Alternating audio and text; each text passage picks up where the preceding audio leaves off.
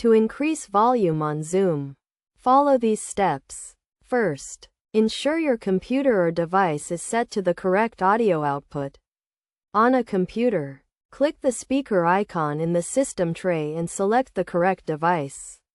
On a mobile device, go to Settings and select the correct audio output. Next, open Zoom and join a meeting or start a new one. Click on the arrow next to the mute button and select Audio Settings. In the Audio Settings window, adjust the speaker volume to the maximum level. You can also adjust the microphone volume if needed. Another way to increase volume on Zoom is to use the in-meeting audio controls. During a meeting, click on the arrow next to the mute button and select Volume. Use the slider to adjust the volume to your desired level. Additionally, you can also use your computer or device's volume controls to increase the volume.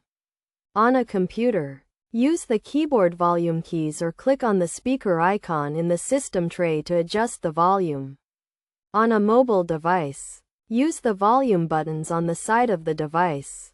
It is also important to ensure that your audio device is not muted or set to a low volume. Check your audio device's settings to ensure it is set to the correct volume level. If you are using a headset or external speakers, ensure they are properly connected and turned on.